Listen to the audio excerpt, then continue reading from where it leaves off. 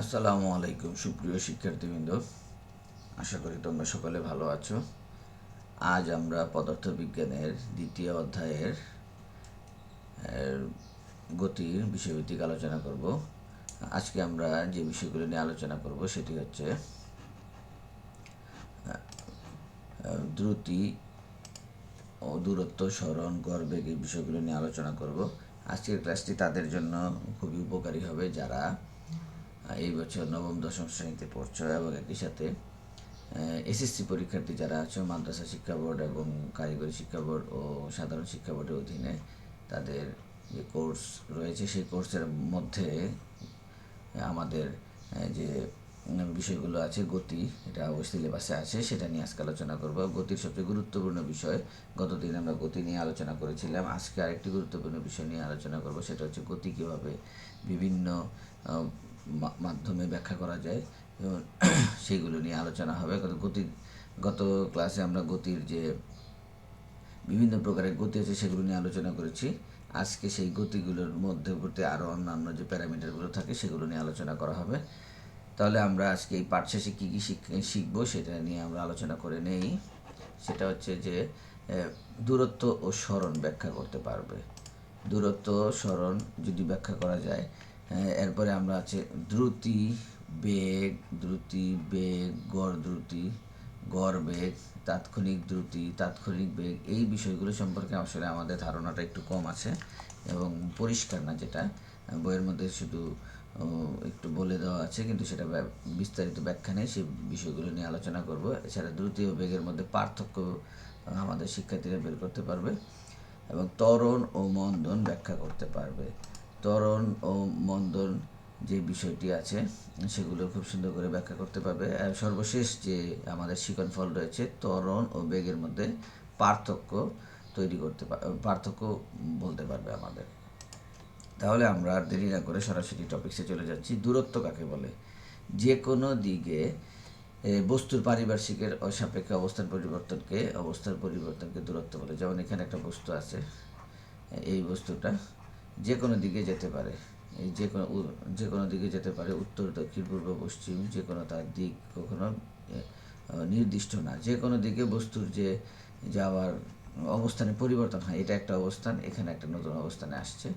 এই নতুন অবস্থানে আসলে এইখান থেকে এই অবস্থান, এটা যদি এ বলি, এই অবস্থান থেকে যদি পরবর্তী একটা অবস্থানে যায়, সে বি অবস্থানে যাওয়ার যে অবস্থানের পরিবর্তন হয়েছে, এর ফলে যে পথ অতিক্রম করে সেই পথকে তার দূরত্ব বলে। এখন এটা যদি আবার সে এইভাবেও যেতে পারে, এইভাবেও আসতে পারে, আবার সে এইভাবেও আসতে পারে, ঘুরে ঘুরে আসতে পারে, সে এইভাবেও আসতে পারে, তাহলে দূরত্ব বিভিন্নভাবে হইতে পারে, সেটার কোনো গ্যারান্টি নেই।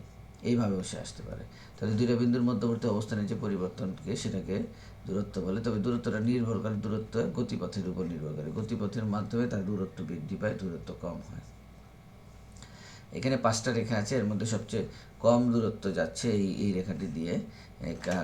এই রেখাটির কারণে আমরা একটু যদি দেখি, তাহলে সেটা হচ্ছে যে এই রেখাটা হচ্ছে সবচেয়ে কম দূরত্ব, আর এই রেখাটা হচ্ছে সবচেয়ে বেশি দূরত্ব। গতির যে দূরত্বের একক হচ্ছে মিটার, দৈর্ঘ্যের একক, আর দূরত্বের মাত্রা হচ্ছে এল। এখন আমরা যদি আরেকটা টপিক নিয়ে আলোচনা করি, সেটা হচ্ছে যে আমাদের দূরত্বের সাথে রিলেটেড। দূরত্ব ইংরেজি ডিস্টেন্স, আর সরণ ইংরেজি হচ্ছে ডিসপ্লেসমেন্ট। সরণটা যদি আমরা একইভাবে এখানে দেখি, দুইটা বস্তু, এই যে একটা বস্তু আছে বি একটা বস্তু আছে, এখানে যদি আমরা একটা বস্তু আঁকি সি, এই সি বস্তুটা বি অবস্থান থেকে আমি সি অবস্থানে আসবো, তাহলে আমরা সেটা বিভিন্নভাবে আসতে পারি। এভাবে আসতে পারি, তারপর আমরা দ্বিতীয়বার এইভাবেও আসতে পারি, এভাবেও আসতে পারি আমরা। তাহলে এই যে আসতেছে আমাদের, এটা কি? আমাদের পথ এরকম করে আমরা আসতে পারি। তাহলে বি বিন্দু থেকে সি বিন্দুতে আসতে গেলে যে সমস্যাটা তৈরি হয়, সেটা হচ্ছে যে অনেক পথ ঘুরতে হয়। তাহলে আমরা যদি এই পথটাকে আমরা সংক্ষিপ্ত করতে পারি, সেটা হচ্ছে সরণের মাধ্যমে। নির্দিষ্ট দিকে বস্তুর পারিপার্শ্বিকের সাপেক্ষে অবস্থানের যে পরিবর্তন, এখানে কিন্তু একটা গ্যাপ রয়েছে, সেটা হচ্ছে নির্দিষ্ট দিকে। আর দূরত্বের ক্ষেত্রে কোনো দিক নাই। কোনো বস্তুর আদি অবস্থান ও শেষ অবস্থানের মধ্যবর্তী ন্যূনতম দূরত্ব যেটা আছে সেটাকে বলে, এবং সরলরৈখিক দূরত্ব ন্যূনতম দূরত্ব না, এবং সেটা সরলরৈখিক দূরত্ব হচ্ছে সরণের মান। আর ওই যে প্রথমে যে দিকটা বলে নেই সেটাকে বলছে আমার দিক। তাহলে বস্তুর অবস্থান থেকে এখন তাহলে আমরা সেই ছবিটা এঁকে ফেলি। সবচেয়ে কম দূরত্ব যেটা পাওয়া যায় সেটা হচ্ছে আমাদের সবচেয়ে কম দূরত্ব, যেটা সবচেয়ে কম। তাহলে সবচেয়ে কম দূরত্ব এখান থেকে হবে এই বিন্দুটা, স্ট্রেট লাইন বি থেকে সি, এটা হচ্ছে তার বি থেকে সি, এটা হচ্ছে তার সরণ। এবং এটা একটা এরকম সরণ, যেহেতু ভেক্টর রাশি, তখন সেটাকে আমরা বি এরকম চিহ্ন দিয়ে প্রকাশ করি। তো সরণ একটি ভেক্টর রাশি, এবং সরণ বস্তুর গতিপথের উপর নির্ভর করে সর্বনিম্ন যে সরলরৈখিক দূরত্ব সেটাকেই সরণ বলে। তাহলে কোনো বস্তুর 50 মিটার উত্তর দিকে যাচ্ছে, সরণটা কি আরেকটু সুন্দরভাবে ব্যাখ্যা করা যায়। কোনো বস্তু যদি 50 মিটার উত্তর দিকে যায় বলতে বোঝায় এই বস্তুটা বি বিন্দুটা থেকে সি বিন্দুতে যাচ্ছে। তাহলে আমরা যদি একটি নিয়ে নেই, এই যে কী বলে, আমরা যদি উত্তর দিকে যাচ্ছে এটা শুধু ব্যাখ্যা করতে চাই, তাহলে যেভাবে ব্যাখ্যা করতে পারি, এটা একটা বস্তু আছে, যদি আমরা এভাবে আমরা নর্থ সাউথ আমরা পোল ধরে নেই, নর্থ, এটা হচ্ছে সাউথ, এটা হচ্ছে ওয়েস্ট, এটা হচ্ছে ইস্ট। তাহলে একটা বস্তু এখানে আছে, এখানে যদি থাকে একটা বস্তু, তাহলে 50 মিটার উত্তর দিকে বলতে বোঝাচ্ছে, 50 মিটার উত্তর দিকে মানে এই দিকে যাবে, তার নতুন অবস্থানটা হচ্ছে এটা, তাহলে উত্তর দিকে ডিরেকশন হচ্ছে নর্থ ডিরেকশনে যাচ্ছে। আবার যদি পূর্ব দিকের সাথে 30 ডিগ্রি কোণ উৎপন্ন করে যায়, তাহলে এখন এখানে পূর্ব দিক হচ্ছে এটা হচ্ছে পূর্ব দিক, তাহলে পূর্ব দিকের সাথে এটা হচ্ছে পূর্ব দিক, এই পূর্ব দিকের সাথে 30 ডিগ্রি কোণ উৎপন্ন করে যায়, 30 ডিগ্রি। তাহলে বস্তুটা যাচ্ছে, পরবর্তী অবস্থান হচ্ছে এটা, পূর্ব দিকের সাথে 30 ডিগ্রি কোণ উৎপন্ন করে চলে যাচ্ছে, বস্তুটি চলে যাচ্ছে। এভাবে আমরা সরণের অবস্থানটা প্রকাশ করতে পারি। এবার আসি আমরা পরবর্তী যে টপিক, সেটা হচ্ছে দ্রুতি। সময়ের সাথে কোনো বস্তুর অবস্থানের পরিবর্তনের হারকে দ্রুতি বলে। এটা খুবই ইম্পর্টেন্ট, সবাই আমরা দ্রুতি এবং বেগ নিয়ে গুলিয়ে ফেলি, কিন্তু দ্রুতির ক্ষেত্রে কোনো ধরনের দিক নেই, যে কোনো দিকেই সেটা যেতে পারে। যদি এটা সংক্ষিপ্তভাবে ব্যাখ্যা করি, কোনো বস্তু টি সময়ে ডি দূরত্ব অতিক্রম করে, যেমন এই অবস্থান থেকে একটা বস্তু এই পরবর্তী অবস্থানে যাচ্ছে, তাহলে এখানে যেতে সময় লাগে হচ্ছে টি, এবং তাদের মধ্যবর্তী দূরত্ব যদি ডি হয়, তাহলে আমরা দ্রুতি ভি সমান ডি বাই টি এইভাবে বের করতে পারি। দ্রুতির ক্ষেত্রে যে বিষয়গুলো আছে সেগুলো হচ্ছে সুষম দ্রুতি, অসম দ্রুতি, গড় দ্রুতি। সুষম দ্রুতি হচ্ছে কোনো বস্তু গতিকালে যদি কখনো দ্রুতির মানের কোনো পরিবর্তন না হয়, বস্তুটি যদি সর্বদা সমান সময়ে সমান দূরত্ব অতিক্রম করে, তখন তাকে সুষম দ্রুতি বলে। সুষম দ্রুতি মানে সমান সময়ে সমান দ্রুতি অতিক্রম করতেছে, সেটা হচ্ছে যে এই আমরা একটু ভিন্ন কালার দিয়ে দেখি, সেটা হচ্ছে এই দ্রুতির ক্ষেত্রে এখানে যদি আমি একটা দাগ দিই বা স্ট্রেট একটা সোজা দাগ দিই আমি, তাহলে এটা হচ্ছে এই অবস্থান থেকে বি অবস্থানে, এটা হচ্ছে এ অবস্থান, এটা হচ্ছে বি অবস্থান। এই অবস্থান থেকে প্রতিটা পয়েন্টের 1 সেকেন্ডে অবস্থান করলাম, গেলাম 2 সেকেন্ড, 3 সেকেন্ড, 4 সেকেন্ড, তাহলে প্রতিটি সমান সময়ে সমান দূরত্ব অতিক্রম করছে। এই যে সমান দূরত্ব অতিক্রম করা, এটাকে বলে সুষম দ্রুতি। অর্থাৎ সমান সময়ে সমান দূরত্ব বারবার এটা করছে। আর যদি সমান সময়ে সমান দূরত্ব অতিক্রম না করে, যেমন এখানে যদি আমি দেই সমান সময়ে সমান দূরত্ব অতিক্রম করছে না, তখন হচ্ছে যে এই ছবিটা আঁকতে হবে, দিই, দেখতে সুবিধা হবে।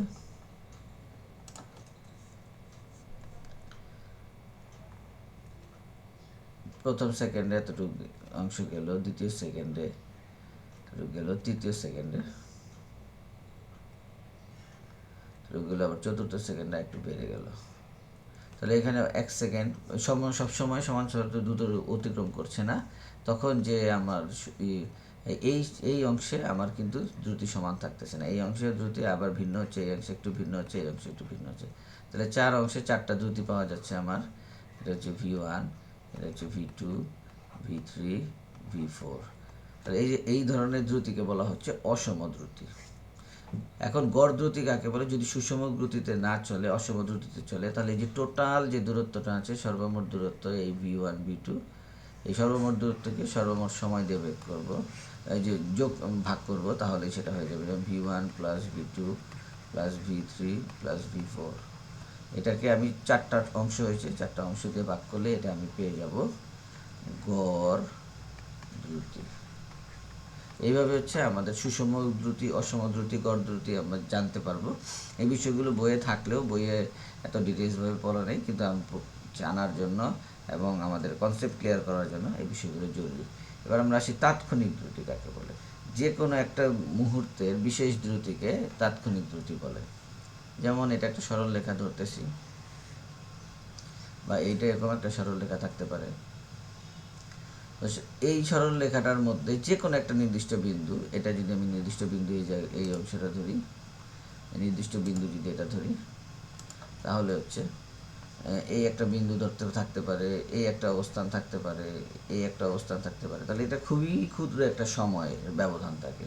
তাহলে এই সময়টা ইনস্ট্যান্ট, এই সময় আমার বেগ কত আমি জানি না, এই সময় আমার বেগ কত আমি জানি না, এই সময় আমার এইখানে একটা অবস্থান আছে, এই সময় আমার বেগ কত আমি সেটা জানি না। এই ধরনের ক্ষুদ্র সময়ের ক্ষেত্রে যখন আমার একদম স্পেসিফিক, যখন আমার বেগ বের করতে হয়, তখন সেই দ্রুতি বের করতে হয়, তখন সেই দ্রুতিটাকে বলে আমার তাৎক্ষণিক দ্রুতি। আশা করি তাৎক্ষণিক দ্রুতিটা আমরা বুঝতে পেরেছি। এবং তাৎক্ষণিক দ্রুতির ক্ষেত্রে ওই যে V=D/T সেটাই ব্যবহার করা হয়, কিন্তু ক্ষুদ্র সময়ের ক্ষেত্রে আমরা এটা ডেল T ব্যবহার করি। ডেল্টা মানে প্রতীক হচ্ছে, এটা কিন্তু গুণ না, রাশিটির পরিবর্তন হয়। এটা হচ্ছে ডেল্টা টি, মানে ক্ষুদ্র সময়ের যে ব্যবধান সেটাকে হচ্ছে ডেল্টা টি ডি দিয়ে প্রকাশ করে। ক্ষুদ্র সময়ের ব্যবধানকে ডেল্টা টি, আর ক্ষুদ্র দূরত্বের ব্যবধানকে ডেল্টা ডি দিয়ে প্রকাশ করা হয়। তাহলে এই দুটোর মধ্যে যে পার্থক্য, মানে ভাগফল, সেই ভাগফলটাকে আমরা বলি তাৎক্ষণিক দ্রুতি বা দ্রুতির একক। দ্রুতির একক হচ্ছে সময় বা দূরত্ব বাই সময়ের একক, বা মিটার পার সেকেন্ড, আর দ্রুতির মাত্রা হচ্ছে L/T। যদি এল মিটার দূরত্ব হচ্ছে, দূরত্বের একক মাত্রা হচ্ছে L, সময় মাত্রা হচ্ছে T, এই জন্য L/T বা LT−1 সেটা বলা হয়। এখন দ্রুতি 20 মিটার। 20 মিটার বলতে কোনো বোঝায় 20 মিটার পার সেকেন্ড। কোনো বস্তুর দ্রুতি 20 মিটার পার সেকেন্ড বলতে বোঝায় যদি গাড়িটি যে কোনো দিকে 1 সেকেন্ডে 20 মিটার দূরত্ব অতিক্রম করে। ভিন্নভাবে বললে যদি এরকম একটা থাকে, পথ থাকে, তাহলে এখান থেকে এই পর্যন্ত 1 সেকেন্ডে এতটুকু যায়, 2 সেকেন্ডে এতটুকু যায়, 3 সেকেন্ড। তাহলে এতটুকু যেতে আমরা যদি বলি 1 সেকেন্ডে 20 মিটার যায়, 20 মিটার, তাহলে এটার দ্রুতি হচ্ছে 1 মিটার পার সেকেন্ড। এখন যদি 2 সেকেন্ড, পরবর্তী এই 2 সেকেন্ডে সে দূরত্বটা হচ্ছে 2 সেকেন্ডে যায় 40 মিটার, 3 সেকেন্ডে যায় 60 মিটার, এটা হচ্ছে তৃতীয় সেকেন্ড। তাহলে প্রতি সেকেন্ডে 20 মিটার করে যায়। তাহলে আমরা তখন ভাগফলটা দিই, টোটাল দূরত্ব হচ্ছে 60/3 সমান হচ্ছে এটাও 20 মিটার পার সেকেন্ড। এইভাবে আমরা দ্রুতির মাত্রা, এটা হচ্ছে ব্যাখ্যাটা করে দিলাম দ্রুতি কীভাবে হয়। এবার আমরা পরবর্তী টপিক চলে যাই, ভেলোসিটি বা বেগ। সময়ের সাথে কোনো বস্তুর সরণের হারকে বেগ বলে।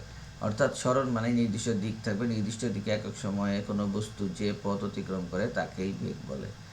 বেগ দূরত্বের পরিবর্তনের হার, দূরত্ব যে কীভাবে পরিবর্তন হচ্ছে সেটার হার বোঝার পাশাপাশি কোন দিকে সেই পরিবর্তন ঘটে সেটাও কিন্তু বেগ নির্দেশ করে। অর্থাৎ নির্দিষ্ট দিকে দূরত্বের পরিবর্তনের হার তথা সরণের হারকে বেগ বলে। এবার তাহলে আমরা কি এটি সময় যদি এস দূরত্ব অতিক্রম করে, তাহলে ভি সমান হচ্ছে S/T। আর দূরত্বের ক্ষেত্রে D/T ছিল, দূরত্ব বা দ্রুতির ক্ষেত্রে D/T ছিল। দুইটা একই রকম, কিন্তু দিকের কারণে একটা S/T আর দিক না থাকার কারণে D/T হয়ে গেছে। এখন বেগের একক হচ্ছে মিটার পার সেকেন্ড, বেগের একক হচ্ছে মিটার পার সেকেন্ড, এবং এটি দ্রুতির একক আর বেগের একক একই থাকে। একই সাথে মাত্রা হচ্ছে, বেগের মাত্রা হচ্ছে এল টি ইনভার্স 1, দ্রুতির মাত্রা এবং বেগের মাত্রা সবসময় একই থাকে। এবার আমরা আসি একটু, দ্রুতি তো আমরা যে কোনো দিকে নিতে পারি, কিন্তু বেগ কিন্তু আমরা যে কোনো দিকে নিতে পারি না, যে কোনো একটা নির্দিষ্ট বিষয় থাকে দ্রুতির ক্ষেত্রে। যেমন আমরা গত দিন কিছুক্ষণ আগে আমরা দেখলাম যে সরণের ক্ষেত্রে সেটা একটা অবশ্যই একটা নির্দিষ্ট দিক দেওয়া থাকে। রাস্তাটি যদি কোনো কোনো স্থানের পূর্ব দিকের সাথে 30 ডিগ্রি কোণে, পূর্ব দিকের সাথে 30 ডিগ্রি কোণ করে সোজা উত্তর দিকে চলে গেছে, তাহলে সেই রাস্তায় একটা গাড়ি 20 কিলোমিটার পার সমদিতে চলে, তাহলে আমরা সঠিকভাবে বলতে পারবো, এই কথাটাকে আমরা সঠিকভাবে বলতে পারবো কীভাবে? এটা হচ্ছে নর্থ, এটা হচ্ছে সাউথ, এটা হচ্ছে ওয়েস্ট, এটা হচ্ছে ইস্ট। তাহলে আমরা বলেছি যে এখানে রাস্তাটি যদি কোনো পূর্ব দিকের সাথে রাস্তাটি যদি 30 ডিগ্রি করে সোজা উত্তর দিকে চলে গেলে, এই সোজা উত্তর দিকে চলে গেলে 30 ডিগ্রি, এটা সোজা উত্তর দিকে চলে গেছে, এই যে এই কোণটা 30 ডিগ্রি, তাহলে সেই কোণের মানে সে উত্তর দিকে চলে গেলে তার একক হচ্ছে, তার গতিবেগ হচ্ছে 20 কিলোমিটার পার আওয়ার বা 5.5 মিটার পার সেকেন্ড। এই যে 20 কিলোমিটার পার আওয়ার, এইটাকে কনভার্ট করতে হয় মিটার পার সেকেন্ডে। কেন মিটার পার সেকেন্ড? ইনভার্স 1, এটা মানেই কিন্তু 20 কিলোমিটার পার আওয়ার। এখন এটাকে আমরা কীভাবে মিটার পার সেকেন্ড এককে, কেন মিটার পার সেকেন্ডে আমাকে আনতে হবে? কারণটা হচ্ছে যে আমাদের এসআই একক হচ্ছে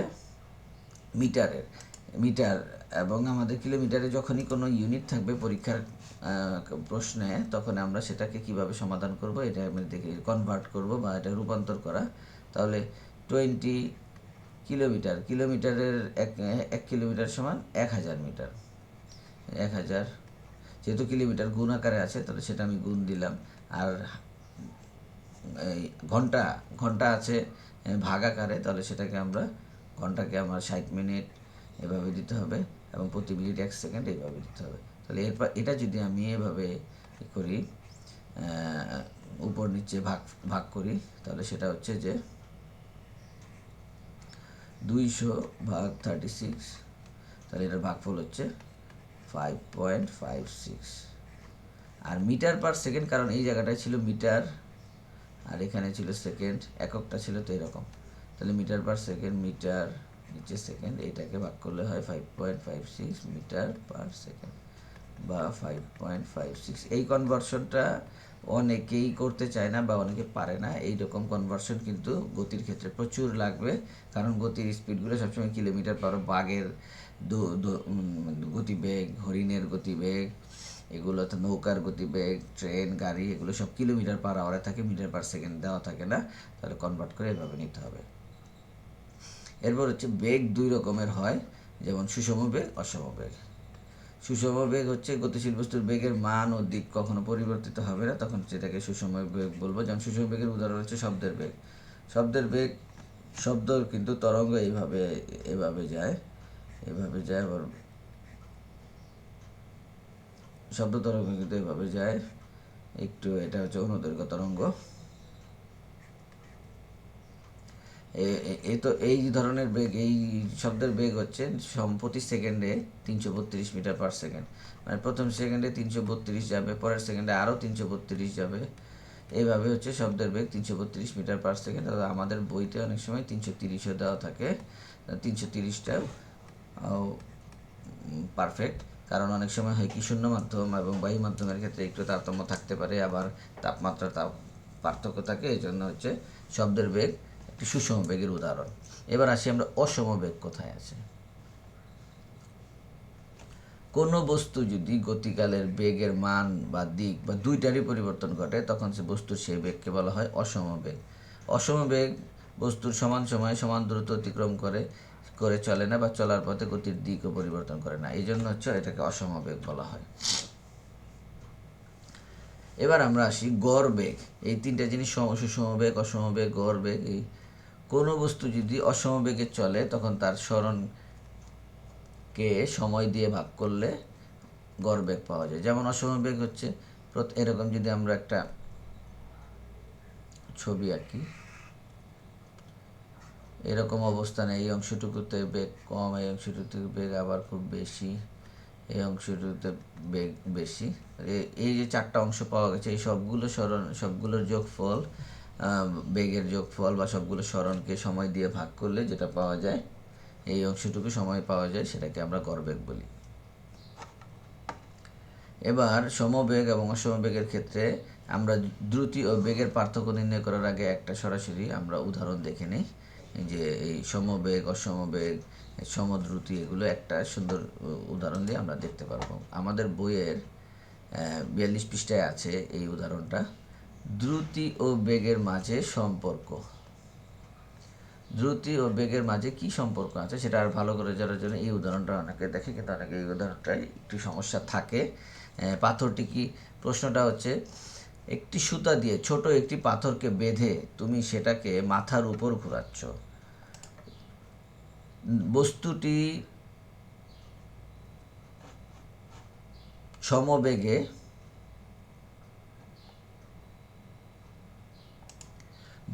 সমবেগে যাবে কিনা সেটার বিষয় হচ্ছে, একটি সুতা দিয়ে ছোট একটি পাথরকে বেঁধে তুমি সেটাকে মাথার উপর ঘোরাচ্ছ। পাথরটি কি সমবেগে চলছে না সমদ্রুতিতে চলছে, নাকি সমদ্রুতি সমবেগে যাচ্ছে, নাকি কোনোটাই না? এখানে কিন্তু প্রশ্নগুলো খুব পাজল প্রশ্ন। তাহলে প্রথম প্রশ্নটা কি, সমবেগে চলছে কিনা। দ্বিতীয় প্রশ্ন হচ্ছে সমদ্রুতিতে চলছে কিনা। তৃতীয় প্রশ্ন হচ্ছে সমদ্রুতি এবং সমবেগ, এবং দেওয়া আছে, মানে এবং মানে হচ্ছে দুইটার যোগফল, সমবেগ দুইটাই চলছে কিনা। আর তৃতীয় আরেকটা, মানে প্রথম দ্বিতীয়, এটা তৃতীয় প্রশ্ন, আর এটা হচ্ছে চতুর্থ, নাকি কোনোটাই না। তাই না? এতগুলো প্রশ্ন যখন মাথায় ঘুরপাক খায় তখন কিন্তু সবার খুব সমস্যা হয় জিনিসটা বুঝতে। আমার মনে হয় আমরা এখন একটু ক্লিয়ার করে দিই, তাহলে সবার জন্য সুবিধা হবে। সেটা হচ্ছে, বস্তুটা কিভাবে ঘুরতেছে, একটা বৃত্তাকার পথে ঘুরতেছে। তাহলে বৃত্তাকার পথে একটা বস্তুটা ঘুরতেছে। ছবিটা এঁকে নেই, তোমাদের সবার জন্য ভালো হবে। কারণ আমরা হাত দিয়ে ঘোরালে কিন্তু এই রকমই হয়। তা আমরা যখন হাত দিয়ে ঘুরাই তখন কিন্তু দূর থেকে যখন আমরা একটা ইন্ডিপেন্ডেন্ট অবজারভার হিসেবে দেখি প্রসঙ্গটা আমাদের, তখন কিন্তু এইরকম ছবিটাই হয়। তাহলে এখানে আমরা এখন 3টা বিন্দু নিয়ে নিই, বিভিন্ন পয়েন্টে আমরা কিছু বিন্দু নিয়ে নিই। বিন্দুগুলো নিলে আমাদের জন্য সুবিধা হবে। সেটা হচ্ছে, বিন্দুটা নিলাম, এখন 3টা বিন্দু নেই, 3টা অবস্থায় 3টা বিন্দু নিচ্ছি। সেটা হচ্ছে, এখানে একটা অবস্থান নিলাম, এইখানে একটা অবস্থান নিলাম, এই বিন্দুটা হচ্ছে এ, আচ্ছা এই বিন্দুটা হচ্ছে বি, এই বিন্দুটা হচ্ছে সি। এখন তাহলে এখানে যখন, এটা তো আমরা খুব দ্রুত ঘোরাচ্ছি, প্রতিটা সেকেন্ডে আমার হচ্ছে যে বস্তুর অবস্থান এখান থেকে এখানে পরিবর্তন হচ্ছে। তো এখান থেকে এই যে আরেকটা যদি বিন্দু ধরলাম যে ডি, এই ডি বিন্দু থেকে এই বিন্দুতে আসতে যে সময় লাগে আমার হচ্ছে যে ওই একই সময় লাগে এই বিন্দু থেকে বি বিন্দুতে, বি বিন্দু থেকে সি বিন্দুতে আসতে। আমরা ধরে নিলাম, কারণটা হচ্ছে যে এটা অবশ্যই যদি আমি পুরোটা ভাগ করি তাহলে প্রতিটা ক্ষুদ্র ক্ষুদ্র অংশে সমান সমান সেকেন্ডেই সমান পরিমাণ দূরত্ব অতিক্রম করবে, এটা কনফার্ম। কারণ আমার বেগটা, আমি হাত ঘোরাচ্ছি, যে আমার হাত ঘোরানোটা একদম যদি একটু কম হয়, কম বেশি হয়, তাহলে কিন্তু বস্তুটা পড়ে যাবে। তুমি এটা খেয়াল করবা, ঘোরানোর সময় যদি হাতের ঘোরানোটা থেমে যায় দেখবা বস্তুটা পড়ে যাচ্ছে। তার মানে হচ্ছে আমার ঘোরানোটা এতটাই নিখুঁত এবং নিয়মিত হচ্ছে যে প্রতিটা সময়ের ব্যবধানে আমার বস্তুরা সমান দূরত্ব অতিক্রম করতেছে। কিন্তু এখন এই যে সময়ের ব্যবধানে সমান দূরত্ব অতিক্রম করে, এটাকে আমরা বলি দ্রুতি, এটাকে আমরা বলি সমদ্রুতিতে চলছে। এখন এটা কি বেগ বলা যাবে কি না, বা দুইটা একসাথে আছে কিনা সেটা বের করতে হবে। তাহলে আমার সমদ্রুতির অপশনটা ক্লিয়ার হয়ে গেল। কিন্তু এখন বেগ না, কেন বেগ না? কারণটা হচ্ছে এইখানে এই ডি বিন্দুতে যে যে বেগের দিক আছে, সেটা এবং এ বিন্দুতে বেগের দিক আছে সেটা কখনো এক না। কারণ হচ্ছে এটা স্পর্শক বরাবর ছুটে, এবং এই যে এ বিন্দু বি বিন্দুতে কিন্তু আবার দিক চেঞ্জ হয়ে গেছে, সি বিন্দুতে কিন্তু আবার দিক চেঞ্জ হয়ে গেছে। তো এই যে দিকগুলো চেঞ্জ হচ্ছে, প্রতি মুহূর্তে দিকগুলো চেঞ্জ হচ্ছে, তো একই দিক থাকতো এবং একই মান থাকতো তাহলে আমরা কি পেতাম? আমরা সেটাকে বলতাম আমরা সমবেগ। যেমন এই যে সমবেগের উদাহরণ আমরা সুষম বেগ দিয়েছি, বেগের মান ও দিক অপরিবর্তিত আছে, কিন্তু এখানে কি বেগের মান ও দিক পরিবর্তিত আছে? নাই। তাহলে এই বস্তুটা হচ্ছে, এটা হচ্ছে সমদ্রুতির উদাহরণ, সমবেগের না। আশা করি ক্লিয়ার। তাহলে প্রথম এখানে হচ্ছে কোনোটাই না, এটা হবে না উত্তরটা। সমবেগে চলছে সেটাও হবে না, সমদ্রুতিতে চলছে সেটাই হবে, এবং দুটো জিনিস একসাথে চলছে না। তাহলে এটা কখন দুটো জিনিস একসাথে চলে? এই সমদ্রুতি এবং সমবেগ কখন চলে? যখন তুমি এটা হাত থেকে তুমি এটা ছেড়ে দিবে, রশিটা হাত থেকে ছেড়ে দিবা, তাহলে এটা ঠিক নিচের দিকে লেখা আছে বেগের পরিবর্তন হয়। এই যে বেগের পরিবর্তন হয়, এখানে কি বেগের মানের পরিবর্তন হয় না, এটা দিকের পরিবর্তন হয়। দিকের পরিবর্তনের কারণে মূলত এই সমস্যাটা হয়। যদি হঠাৎ ছেড়ে দিই তাহলে নির্দিষ্ট একটা দিকে ছুটে যাবে, এবং এতে তখন যদি ঘর্ষণ না থাকতো তাহলে সমবেগে এবং সমদ্রুতিতেই ছুটে যেত। আর সমদ্রুতি সমবেগেই ছুটতে থাকতো, কিন্তু একটা নির্দিষ্ট গিয়ে থেমে যায়। এই যে কথাটা যদি না থাকতো তাহলে সমবেগে সমদ্রুতিতে যেত, কিন্তু কেন যাচ্ছে না? কারণটা হচ্ছে সেটাকে কিন্তু একটা জায়গায় থেমে যায়। আশা করি এই এই উদাহরণটা দেখে তোমরা সমবেগ, সমদ্রুতি, অসমবেগ, অসমদ্রুতি এই বিষয়গুলো সম্পর্কে সঠিক ধারণা পেয়েছো। এবার আমরা পরবর্তী টপিক্সে চলে যাই। আমাদের দ্রুতি ও বেগের মধ্যে পার্থক্য কী আসলে? এই যে সহজ পার্থক্য, বস্তুর অবস্থানের পরিবর্তনের হারকে দ্রুতি বলে, সরল বা বক্রপথে।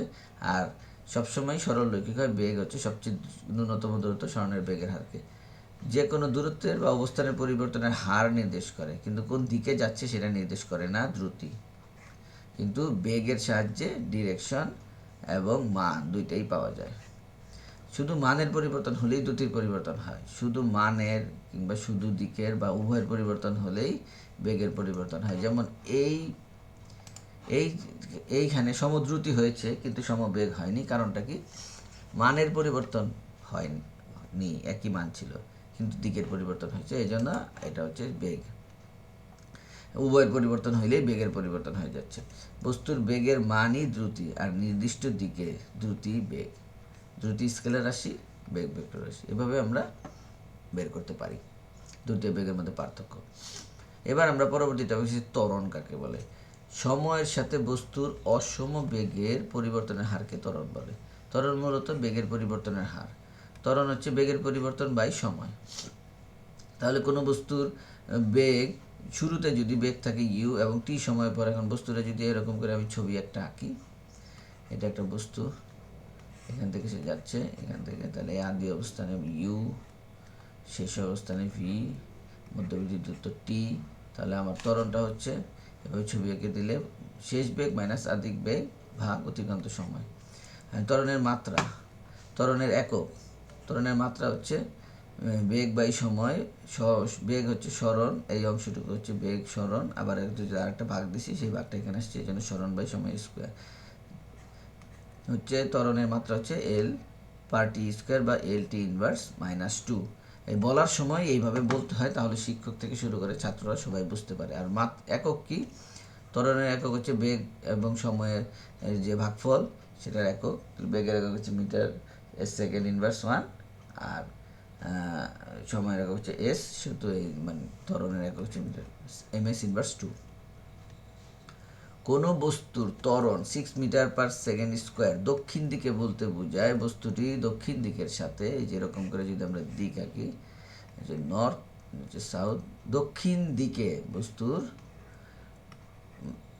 বেগ প্রতি সেকেন্ডে 1 সেকেন্ডে 6 মিটার পার সেকেন্ড হারে বৃদ্ধি পায়। প্রতি সেকেন্ডে মানে প্রতি সেকেন্ডে 6 মিটার পার সেকেন্ড। প্রথম সেকেন্ডে যদি 6 থাকে, পরের সেকেন্ডে হয়ে যাবে 12, এভাবে করতে করতে বাড়বে, 6 মিটার পার সেকেন্ড বাড়ে। তাহলে প্রথম 6 মিটার পার সেকেন্ড, পরেরটা আবার 6 মিটার পার সেকেন্ড, 12 হয়ে যাচ্ছে, 6, 12, 18 এভাবে করতে করতে বাড়তেছে। আচ্ছা, তাহলে এটা হচ্ছে ত্বরণের ক্ষেত্রে বিষয়টা প্রযোজ্য। এবার আমরা সুষম ত্বরণ বলতে কী বুঝো? কোনো বস্তুর বেগ নির্দিষ্ট দিকে সবসময় একই হারে বাড়তে থাকলে সেই ত্বরণকে সুষম ত্বরণ বলে।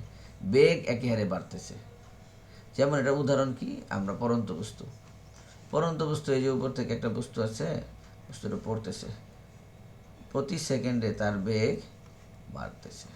এখানে হচ্ছে 9.8, এখানে হচ্ছে 19.6, এরকম করে বাড়তেছে। ভবিষ্যৎ যখন আসতে থাকে প্রতি সেকেন্ডে বেগ 9.8 মিটার পার সেকেন্ড বাড়ে। যখন ভূমিতে পড়ে তখন যত সেকেন্ড হয় তত সেকেন্ডের সাথে 9.8 দিয়ে গুণ দিয়ে সেই বেগে বস্তুটি ভূমি পড়ে। একই হারে বাড়তে বাড়তে থাকার দরুন সবসময় বস্তুর ত্বরণ একই থাকে, তাই বস্তুটির ত্বরণ হচ্ছে সুষম ত্বরণ। এবং সুষম ত্বরণ আবার আরেকটা আমরা এই বইয়ের 2.7 যে চিত্র আছে সেটা দিয়ে আমরা সুষম ত্বরণ বের করতে পারি। সুষম ত্বরণের ক্ষেত্রে এই সূত্রটা হচ্ছে আমরা এ সমান V minus you by T. আমরা কিন্তু বলেছি যে বেগের পরিবর্তন, তাহলে এটা হচ্ছে বেগের পরিবর্তন, বেগের পরিবর্তন, বেগের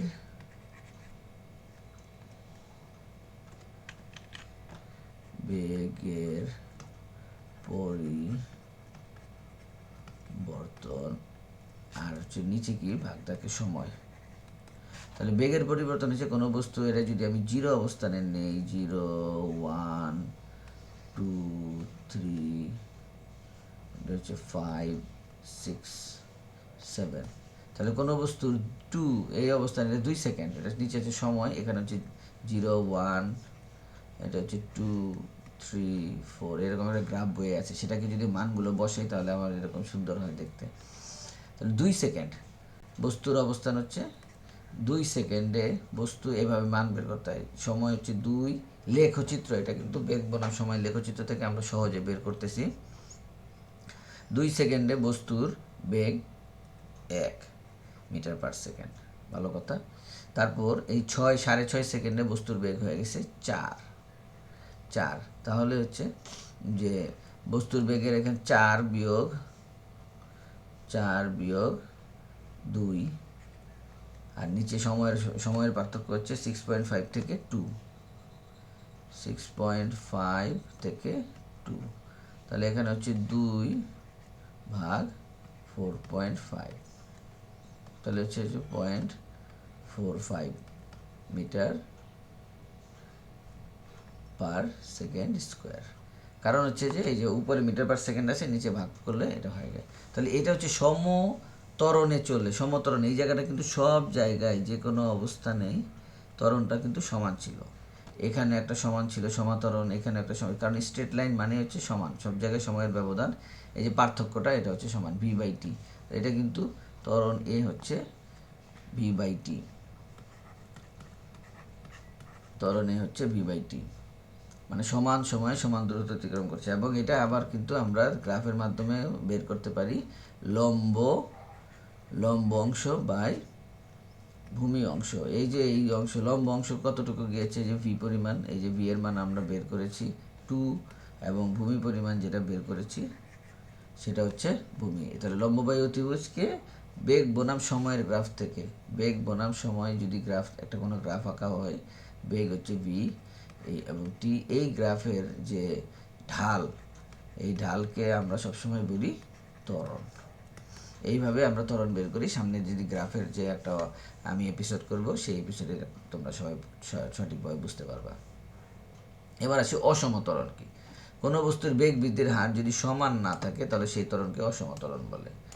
আমরা আমাদের চারপাশে যে সকল উদাহরণ দেখি, যত উদাহরণ আছে সবই কিন্তু অসম ত্বরণের উদাহরণ। আর সুষম ত্বরণ কোন উদাহরণ আমরা বলেছি, সুষম ত্বরণ পরন্ত বস্তুর ক্ষেত্রে সুষম ত্বরণ। তোমাদের বইতে 2.6 যে চিত্রটা আছে সেটা একটু ভালো করে খেয়াল করলে, এটা অনেকে বুঝতে চায় না বা অনেকে সঠিকভাবে বুঝতেও পারে না। সেটা হচ্ছে যে কোনো বস্তু, একটা গাড়ি যদি এই অবস্থানে থাকে গাড়িটা, তাহলে গাড়িটা যদি এখানে যদি গ্রাফটা যদি আমি আবার একটু লাইন করি, বেগ বনাম সময় গ্রাফ কিন্তু এটা, তাহলে এটা হচ্ছে 0, 1, 2, 3, 4, 5, 6, 7, 8, 9, 10, 9 পর্যন্তই আমরা করছি। আচ্ছা, এখন যে বিষয়টা খুবই জরুরি সেটা হচ্ছে, এবার আমরা একটু খেয়াল করি। সুষম ত্বরণের ক্ষেত্রে আমরা দেখেছি যে সময়ের সাথে সে সবসময় ত্বরণটা প্রতিটা অংশে একই রকম থাকে, এবং আমরা বলেছি যে ত্বরণ, যে কোনো গ্রাফ থেকে ত্বরণ বের করার সিস্টেম হচ্ছে গ্রাফের যে লাইনটা থাকবে সেই লাইনের ঢাল নির্ণয় করতে হয়। তো সেই ঢাল নির্ণয় থেকে আমরা ত্বরণ পাই। তাহলে এবার আমরা আসি যে এই গ্রাফের ক্ষেত্রে আমরা ত্বরণটা অংশ, এখানে অনেকগুলো অংশ আছে, এ বি সি ডি। তাহলে এ অংশে আমার ত্বরণ কি বেড়েছে, তাই না? এ অংশে আমার ত্বরণ আমার বেড়েছে, সেটা আমরা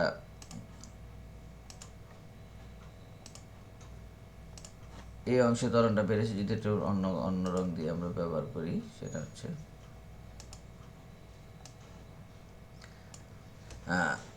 এই অংশের ত্বরণটা এখানে তো বেড়েছে, এই যে স্লপ, এটা একটা ঢাল হয়েছে, তাহলে মানে এখানে ঢালু অংশ, তাহলে এখানে এই অংশে ত্বরণ আছে, এতে ত্বরণ আছে, ত্বরণ আছে। আর কোথায় ত্বরণ আছে? সিতে আছে, সি অংশে ত্বরণ আছে। আচ্ছা, গেল। ডিতেও কিন্তু ত্বরণ আছে। কেন ত্বরণ আছে? কারণ এখানে কিন্তু নেগেটিভ ত্বরণ হয়েছে। এই নেগেটিভ ত্বরণকে মন্দন বলে, কারণ এখানে এই অংশটা আমরা যদি গ্রাফ আঁকি এইরকম করে, আমাদের কিন্তু ঢালটা কি পজিটিভ ঢাল না নেগেটিভ ঢাল? ঢালটা কিন্তু নেগেটিভ, কারণ প্রথম অংশে বেশি ছিল মান, পরের দিকে কম অংশে ছিল। আর এই জায়গাটায় ঢালটা কিন্তু অনেক বড়, তাহলে এখানে হচ্ছে আমার ত্বরণটা অনেক বেশি। এরকম ত্রিভুজকে করতে হবে। তাহলে সিতেও ত্বরণ আছে, ডিতেও ত্বরণ আছে, ডিতেও ত্বরণ আছে। এখন পরবর্তীতে বস্তুটা যদি একদম পুরো থেমে যায়, তাহলে পুরো থেমে গেলে বস্তুটা 9 সেকেন্ডে এসে একদম সর্বনিম্ন বিন্দু বেগ তার শূন্য হয়ে যাচ্ছে 9 সেকেন্ডে। তাহলে এটা কি জিরো অবস্থানে আছে। তাহলে এই যে ডিই, এটা যদি আবার আমি ই ধরি, তাহলে বি অবস্থানে কি আছে? বি অবস্থানে কি কোনো পরিবর্তন হয়েছে? বি অবস্থানে দেখেন একই স্ট্রেট লাইন, মানে ঢাল নাই এটার মধ্যে কোনো। যদি ঢাল না থাকে তাহলে সেখানে কি সমস্যা?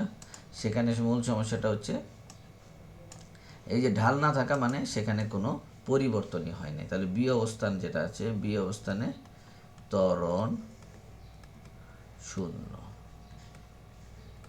এইভাবে আমরা কোথায় কোন ত্বরণটা আছে সেটা আমরা বের করতে পারবো অসম ত্বরণের ক্ষেত্রে। তাহলে ডি আর ইতে কি হয়েছে? ত্বরণ আছে, ইতেও ত্বরণ আছে, কিন্তু সেটা কি মন্দন। ইতেও কিন্তু ত্বরণ আছে, সেটা হচ্ছে ত্বরণ আছে, কিন্তু এই দুইটার নাম হচ্ছে কি, ডি আর ইতে, এটার নাম হচ্ছে মন্দন, বা ঋণাত্মক ত্বরণকে মন্দন বলে, ঋণাত্মক ত্বরণকে মন্দন বলে। তাহলে আশা করি এই 2.6 বইয়ের যে 2.6 চিত্রটা আছে, সেই চিত্রটা সম্পর্কে তোমাদের ধারণা হয়েছে। এই চিত্র থেকে, এই যেটা হচ্ছে বেগ বনাম সময়, বেগ সময় চিত্র, এই চিত্রের ঢাল থেকে আমরা কি পাই? ঢাল থেকে আমরা পাই ত্বরণ। এটা খেয়াল রাখতে হবে, বেগ বনাম সময় চিত্রের ঢাল থেকে আমরা সবসময় পাই ত্বরণ। এবার আসি মন্দন কাকে বলে। কোনো বস্তুর বেগ হ্রাসের হারকে মন্দন বলে। মন্দন ইংরেজি হচ্ছে ডেসিলারেশন বা রিটার্ডেশন। খাড়া উপর দিকে নিক্ষিপ্ত বস্তুর ক্ষেত্রে এই জিনিসটা খুবই মজার জিনিস। তাহলে আমরা একটা বস্তু এখানে আছে, এই বস্তুটাকে খাড়া উপর দিকে নিক্ষেপ করব। খাড়া উপর দিকে বস্তুটা এই অবস্থানে আসলো,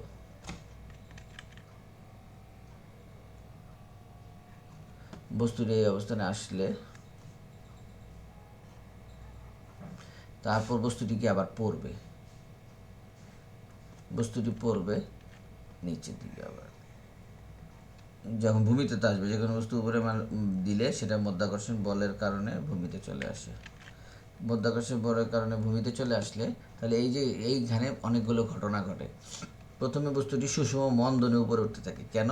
কারণ যদি উপরে সুষম মন্দনে না ওঠে, সুষম মন্দন মানে সময়ের সাথে সাথে বেগ বৃদ্ধির হারটা কমে যাচ্ছে, নাহলে সে বস্তুতে একটা জায়গায়, চূড়ান্ত জায়গায় উঠতে পারবে না, এই পজিশনে তো সে আসতে পারবে না। তাহলে এখানে তার বেগ কি? ভি 0। কিন্তু এখান থেকে একটা আদি বেগ দিয়ে ছাড়া হয়েছে, তারপর সময়ের সাথে সাথে তার বেগ কমতে কমতে কমতে কমতে এক পর্যায়ে এসে কমে গেছে। তাহলে এই যে প্রতিটা সেকেন্ডে পার্থক্য, বেগের হ্রাসের হার পার্থক্য, এই পার্থক্যটা সুষমভাবে কমেছে, এই জন্য এই বস্তুটা মন্দন হয়েছে।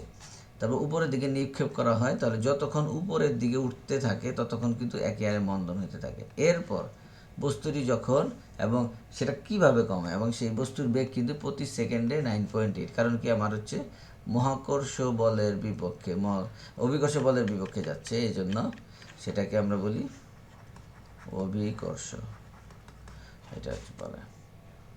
এরপর আবার আস্তে আস্তে সেখান থেকে আস্তে আস্তে সে আবার নামতে থাকে, বস্তুটি সর্বোচ্চ চূড়ায় যাওয়ার পর নামতে নামতে নামতে নামতে ভূমিতে এসে ওই সমতরণে তখন নামতে থাকে, সমতরণে তখন নামতে থাকে, এবং ভূমিতে এসে যত সেকেন্ড পর নামে তত সেকেন্ডে অতিক্রান্ত মানে বেগে এসে ভূমিতে আঘাত করে। এই জায়গায় একটা খেয়াল রাখতে হবে, এই ধরনের অঙ্ক কিন্তু এখানে আসে সামনে নিক্ষিপ্ত বস্তুর ক্ষেত্রে, পরন্ত বস্তুর ক্ষেত্রে। এই বস্তুটা হচ্ছে নিক্ষিপ্ত বস্তু। নিক্ষিপ্ত বস্তুর ক্ষেত্রে প্রথমে বস্তুটি সমমন্দনে উপরে উঠবে এবং সর্বোচ্চ বিন্দুতে যাওয়ার পরে বস্তুটি আবার নিচে নেমে যাবে।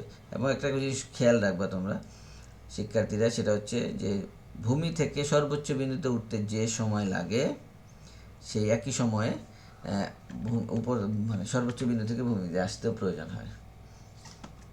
এবার সর্বশেষ টপিক এই চ্যাপ্টারে, সেটা হচ্ছে বেগ ও ত্বরণের পার্থক্য আমরা নিব। বস্তুর সময়ের সাথে সরণের হারকে বেগ বলে, এবং সময়ের সাথে বস্তুর অসময় বেগের পরিবর্তনের হারকে ত্বরণ বলে।